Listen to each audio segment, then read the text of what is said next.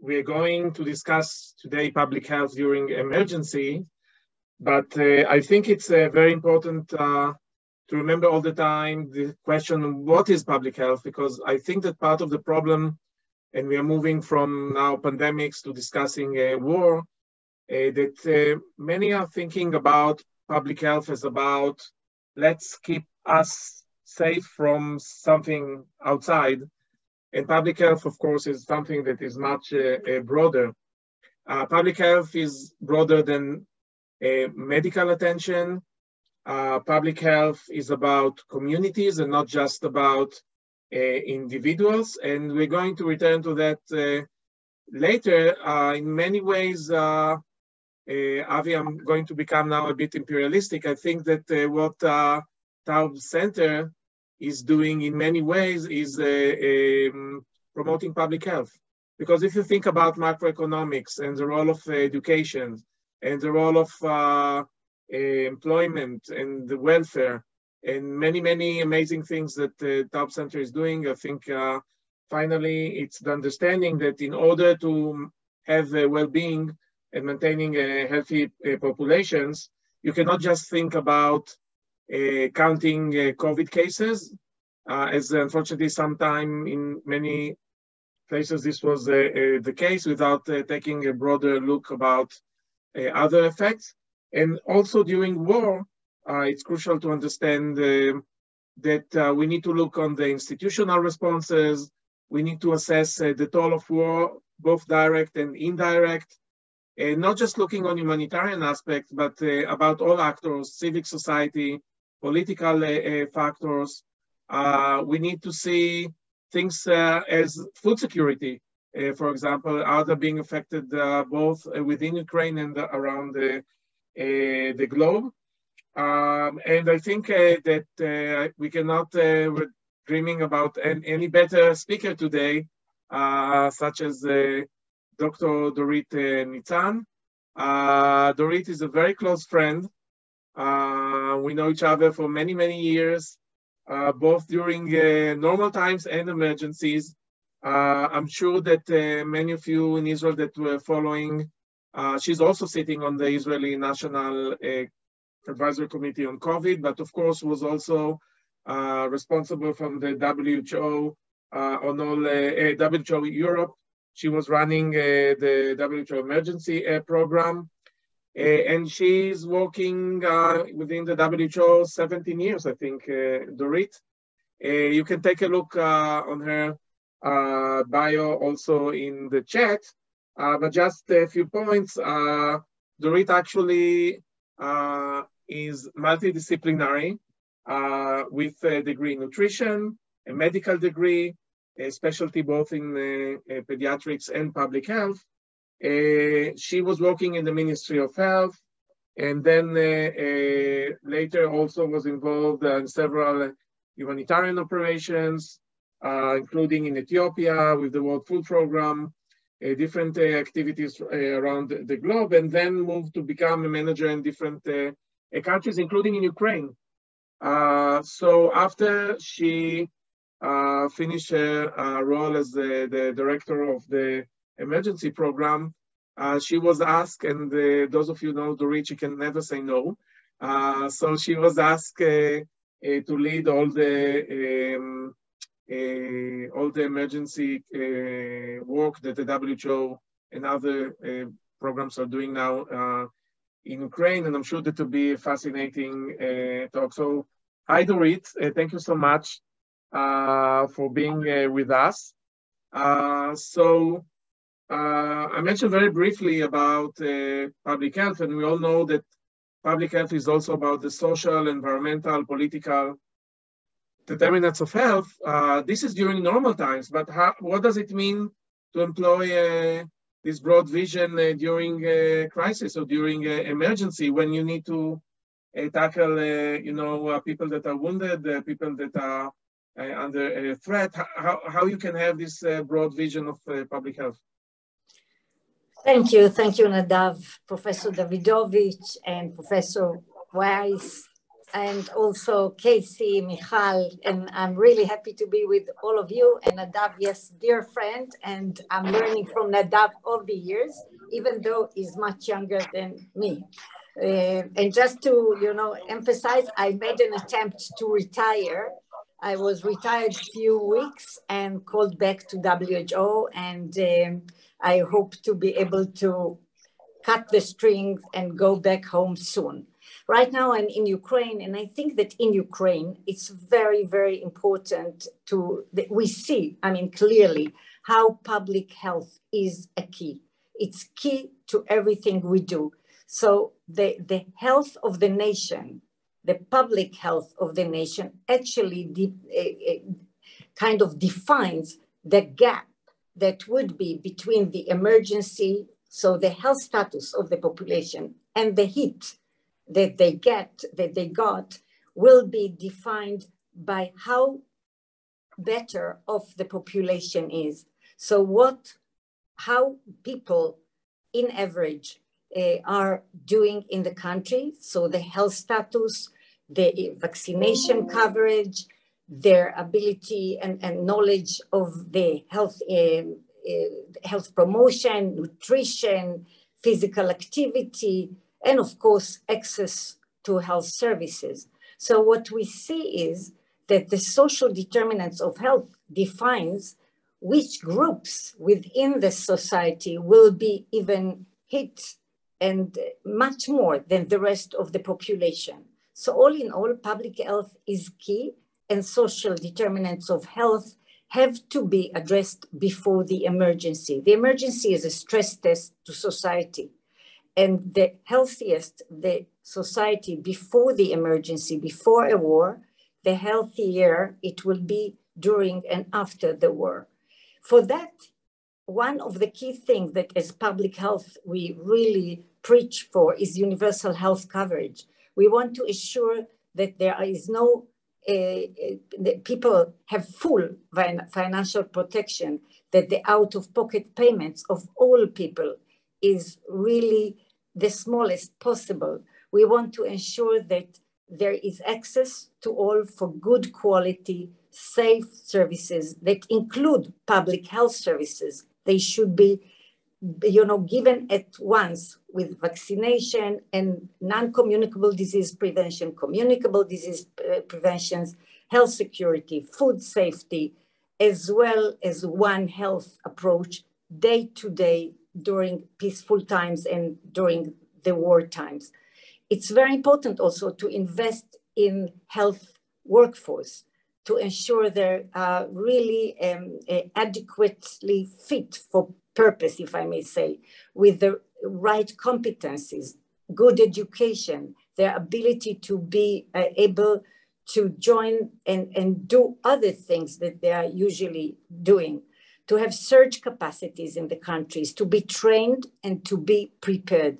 Preparedness is really one of the most important issues that countries have to invest in. They have to invest in leadership, in command, control, coordination systems.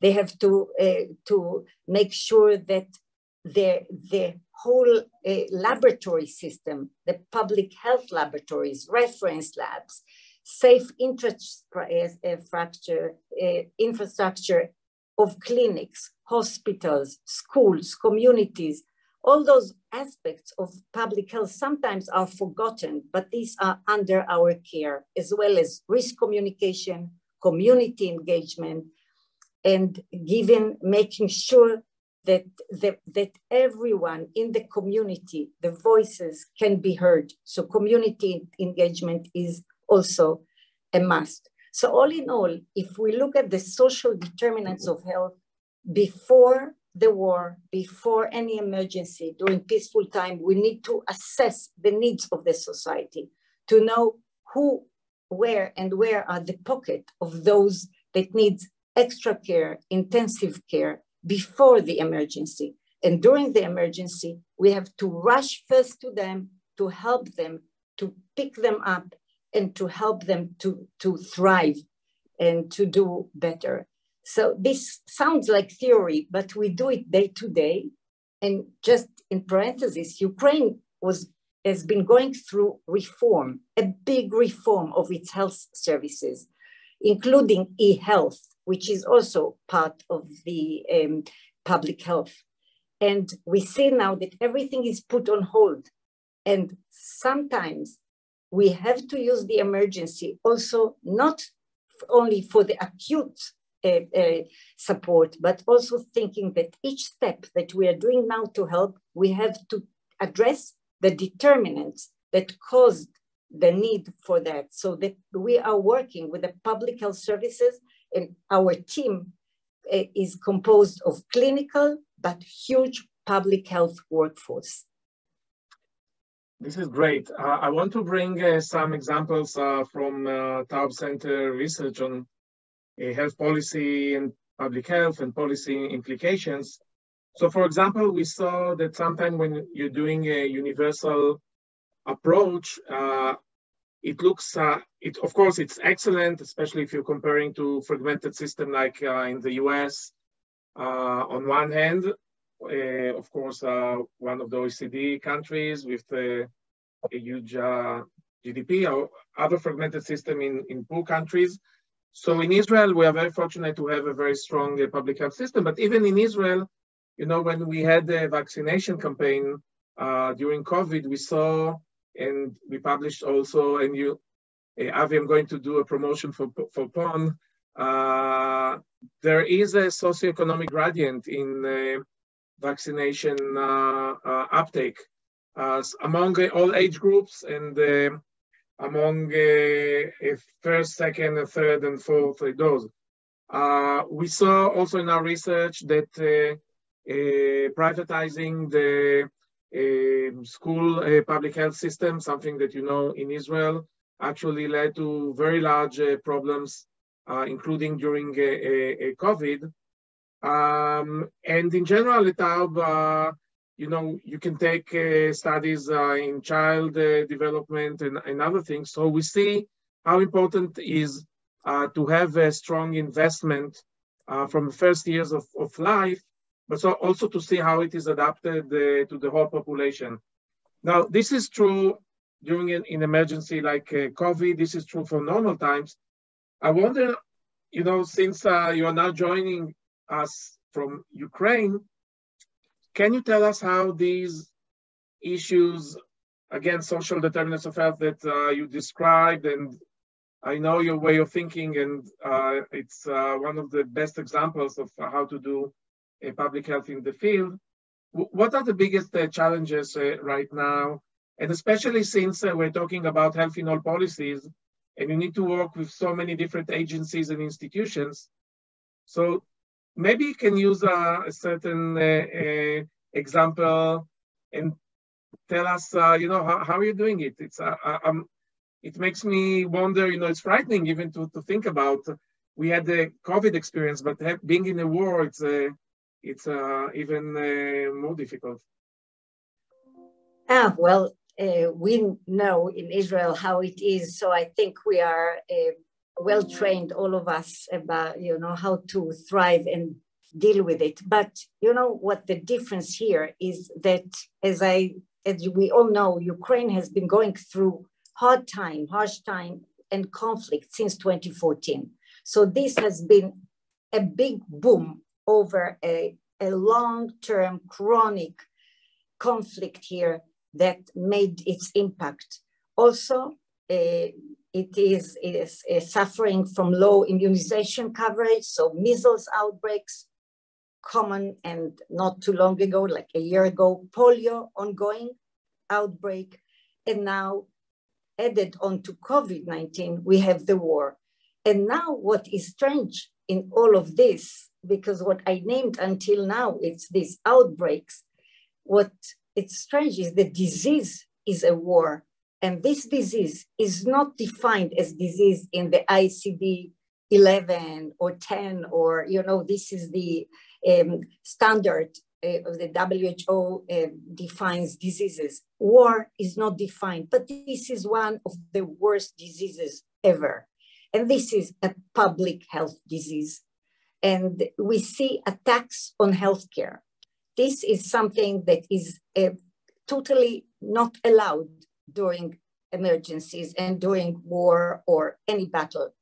Healthcare, meaning also health workforce, should be protected at all times. And here we have more than 200 verified by us, by WHO, cases that we know that healthcare and healthcare workers were injured, hit, and destroyed. Many areas do not have lost their health capacities, and they don't have enough health workers because, of course, people had to leave their places.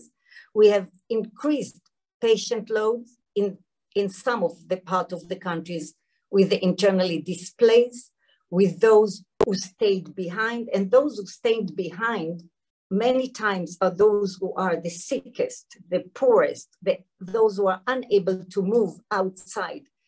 Trauma and injuries, and of course, mental health and the social impacts, as well as rehabilitation. All of these create such a chaotic situation that we really need to focus on the pillars we work on. So WHO has learned from the 2014, we got criticized at that time for the work we did in Africa, for the Ebola in Western Africa, and we learned a lot how to work better. So we have an incident management team. Part of this team is the leadership, and by chance I have this role, but then there are 6 pillars, and one of them is dealing with partnerships and the health cluster partnership, meaning that we encompass everybody on the ground in each of our hubs in the country and work on the public health issues that are in that location, in those areas and regions in the country. Then we have the health information pillar, we have the health operation pillar, the strategic and operating and logistics. So we have a system in place with very clear SOPs, with very clear command and control. And we are actually asking the ministry to shed that we will be their shadows. So they are supposed to do the same. And in Ukraine, it's working fantastically. The ministry established the incident management. We are the shadow of the incident management, and we work together. And the umbrella is public health. Within the public health, the clinical services are included, because at the end of the day, everybody will go back to the community. All the people will need to hopefully those who survive will need to work with them. But also, while we respond to this, we get ready. Readiness is a very important step, because we have to ensure that all the communities here are ready for what we call all hazards. We are getting ready for chemical, radionuclear, and explosive hazards. Explosive, we are already faced with it. And we hope that we will not be faced with the rest. We are also getting ready for cholera outbreak. Ukraine is one of the hotspots for cholera. We had an outbreak here in 2011, and since then, the bacteria is found in the basin of some of the rivers. And therefore, with all the damage that is done to the water and sanitation in the country, we expect that it's on the doorstep. So we just yesterday got huge packages, it's delivery of rapid tests and rapid diagnostic tests, as well as cholera kits. WHO has kits for 10,000 people, 1,000, depending on the composition. We are also focusing on non-communicable disease at this time, including nutrition, food safety, and of course, working with other UN agencies and partners. So all in all, everything we do is public health, and the situation on the ground is just appalling when we see people, like those who came out of Azovstal, Kharkiv that was just liberated. What we see on the ground is beyond words. And we are really grateful for the countries and the many volunteers, also from Israel, here in Ukraine, in Poland, and in other countries that are receiving IDPs. I think the word is integration, and you need to have a strong capacity. You need to have the leadership. We don't have the time, but I think you mentioned a very important point of the burnout of healthcare workers. That's something we learned also during COVID. That's something that also at Taub Center we going to study in the coming period about the healthcare workforce. There are many factors in this, and unfortunately we see now in Israel also attacks on violence and attacks, and it's very sad that this is from within. It's not, you know, during war. So that's a big issue. So maybe the last thing before we'll take it to the Q&A. Since you worked in the Ministry of Health and you know the Israeli healthcare system, you're visiting here quite a lot, and you're also teaching here, and we exchange experience. So what do you think can be learned to prevent such a crisis, or also even for planning for future and building back better? Because sometimes it's hard to think about, but if you want to think about public health on the long run and even after war, you need to start preparing from now. So what is your experience from Israel or from other countries that you serve? Yes, I think that Israel has a big plus. We have a real, very good, excellent universal health coverage with health law that are working. It's working with very good quality education in public health, in clinical medicine, in nursing, in pharmaceutical. I mean, whatever, the health workforce in Israel is really one of the best. And everybody, I hear it all over, you know, in the countries that I visit. Everybody is jealous at our health, at quality of health and public health services. My advice would be to focus on the tools that we have. One of them is the IHR, the International Health Regulations. I really, really, really think that Israel would do much better if we focus on the International Health Regulations, look at it, and make sure that we are in compliance. One of the ways to do it and to check it is to do a joint external evaluation. I know that Israel is planning to do it. I hope that it will happen soon. This will help a lot. The other area is the risk communication and community engagement. I think that Israel has learned a lot from the COVID. We have to learn to work with the communities, with the different communities, and to keep their voice and to listen to what they say, but you know, also adapting our messages so that the communities that need special attention will get it.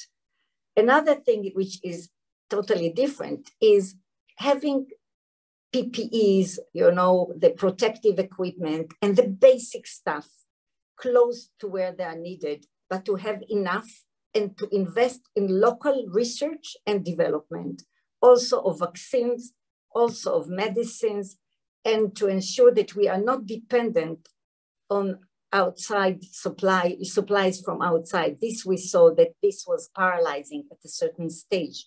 From the other hand, while producing locally, I would like to see more of giving, more of, you know, helping the world voluntarily without politics and diplomacy involved, but pure help, pure assistance from the heart, without thinking twice who we help and why we help and what will come out of it. Because by helping, we are helping public health, as we all know. If we help ourselves, we help our health of all the world. All hazards, one health. And also one of the areas that we are very proud is e-health, but I think we have a lot to do there as well, to connect and link and ensure that the early warning system is connected to the e-health and brings public health, you know, to a real-time modern situation. Nutrition, food security, food safety. These are very, very important. And I think that Israel could also, the world can benefit if Israel would share the story of Israel through WHO and make us all proud, because we have great things and more steps will be done, I'm sure. Thank you. Thank you so much. Before turning to Michal for Q&A, just to say that many of the issues you raised are on our agenda at the Taub Center. Definitely the issue of food security. Also this integrated approach, how to rethink healthcare workforce planning and the questions of burnout, and in general, how to create policies that One Health and Health in All policies oriented. Thank you so much, Dorit, for your leadership, your courage, and your partnership. It's really amazing. And we will continue also to work together for sure. So thank you so much. And Michal, I'm turning to you for the Q&A. Thank you, Nadav. And Dorit, I just want to echo Nadav's words and just thank you for making the time to join us from Ukraine. For anyone I haven't met yet, I'm Michal Posmanter, the Taub Center Senior Director of Strategic Partnerships. And we're going to open it up for your questions now. So please let us know in the chat or just, unmute yourself. I think we'll give preference to those calling in for the first time. So if any of our first-time callers have a question, please do let us know.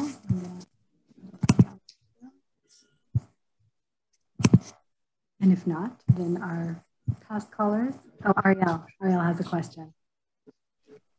I don't know if I'm a first-time caller or not, but thank you.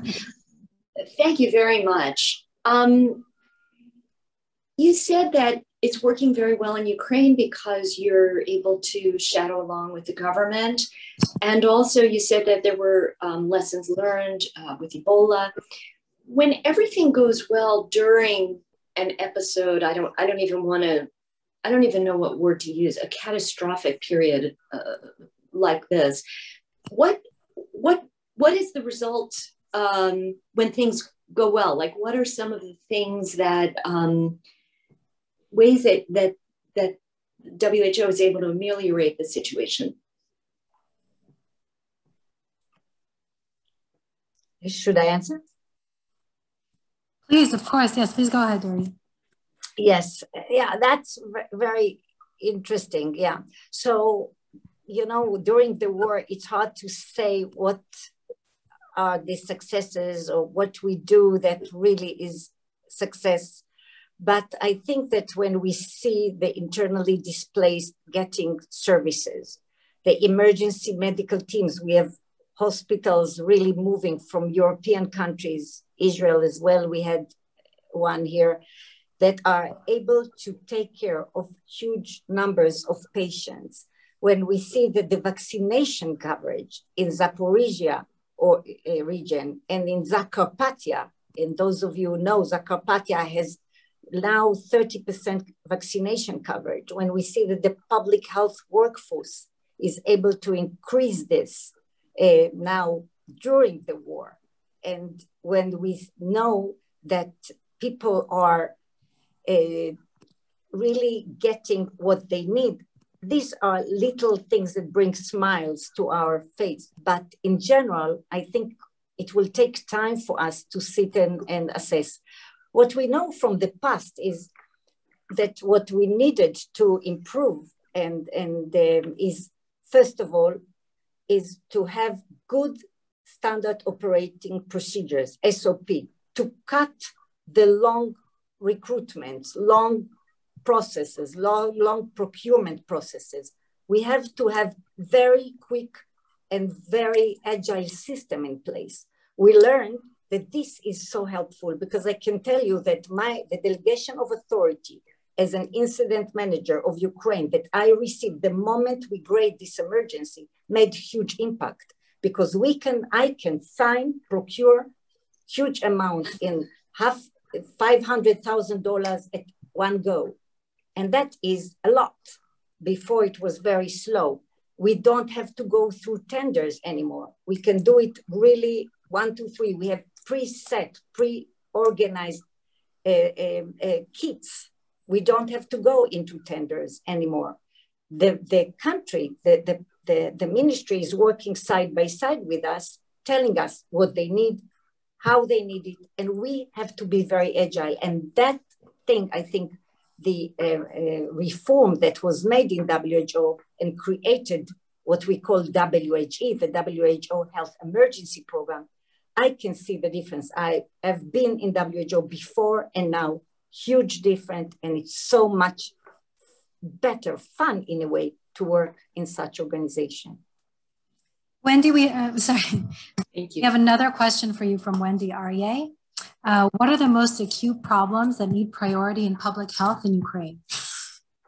Yes, the priorities that we have are communicable diseases. This is the thing that is visible because we have HIV, TB, and all the communicable diseases that you can dream of, including due to very poor sanitation situation, hygiene and sanitation in many of the areas, and the leakage of sewage water into the potable, drinking water. We see lots of communicable diseases. However, non-communicable diseases and the lack of investment for years in this area impacts the hospitalization rate and the burden on the health workers force and the hospitals and the primary care. So all in all, even though you see the communicable diseases, the big chunk that the community suffers is non-communicable diseases, and to add to it, injuries and mental health. Mental health, I think the nation will suffer for years. And experts, we are calling on for experts to join us here. There will be huge work to be done here for generations. Dorit, we have a question from Nechama Siegel. What are the cultural reasons for low vaccination rates prior to the war, not the traditional social determinants? Yes, and in Ukraine, it's not the traditional social determinants. It's very interesting. Ukraine, as part of the former Soviet Union, had very high vaccination coverage. But when it became independent, and there was some connections between vaccinations and procurement and some corruption, and as well as lack of trust of people in the government. And that is something that we see in many emergencies. Lack of trust caused in 2009 a real catastrophe. A child, after being vaccinated for measles, passed away from meningitis. But the media and everybody else thought that it was due to the measles vaccine. And then for years, the Ukrainians really do not want to get vaccinated. And we had to change the reputation. But nowadays, it's very hard with the COVID and with the whole global movement against vaccines. They have more voice. And actually in Ukraine, we saw that those who are highly educated oppose it. Right now, it's changing because of the war and because of the fear of outbreaks, and people are tending to get more, to send their children, allow them to get vaccinated. So we hope that we can overcome it. I know that Avi has a question, but I wanted to see if anybody else has one first. No. Avi?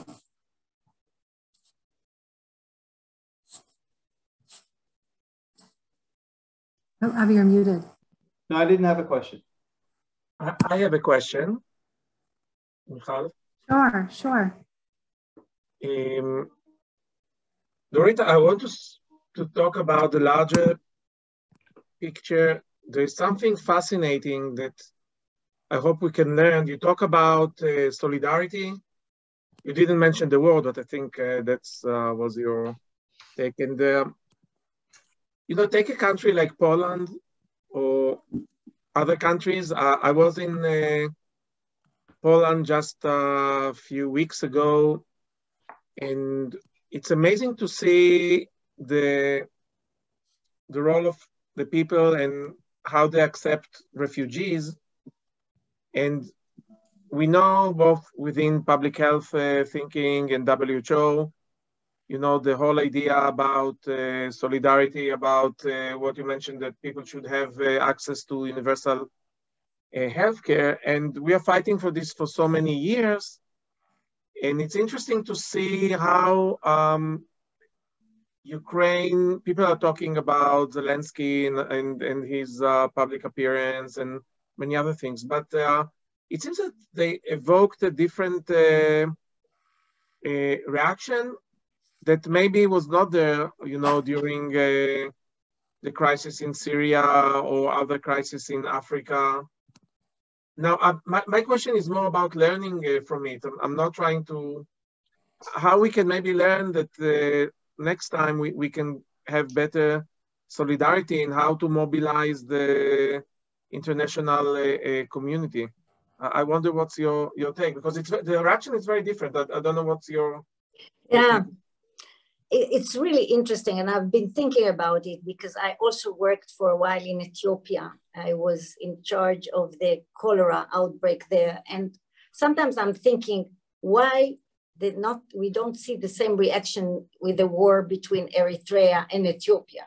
Why it is there? And, you know, so it makes you think that we don't know everything, that people are, first of all, in Poland, it's amazing. It's amazing because I remember that before going to Poland with Nitzan, just after the war started, I remember that people told me, where are you going? But this is where my grandmother, you know, the whole stories of our stories are really in those areas where people open their hearts. And you see the Polish people now, it's just impressive. It's amazing. Why it's not happening in neighboring countries to Ethiopia, so I think we have to study it better to understand what's going on. But here, solidarity and the care and maybe the fear is also uniting those countries, maybe. But interestingly, it's not the government that led it. It's the people, the communities. What we saw near Medica, this border crossing or others, it's all about communities. All of them were standing, making food and teas. And then people were traveling all about, you know, from all over Europe to the borders. We saw families coming with food and medicines and mattresses from Spain, from France, from Denmark. Amazing to see it. It may make you feel happy, but I think we have to work more to open our hearts to each and every emergency and to think about it and study it.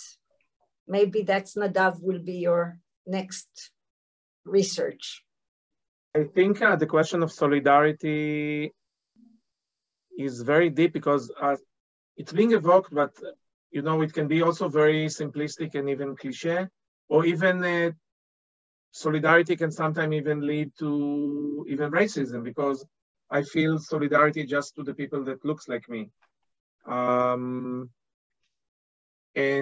there are many definitions of solidarity, and that's definitely something that need to be addressed. And also the question of deservingness.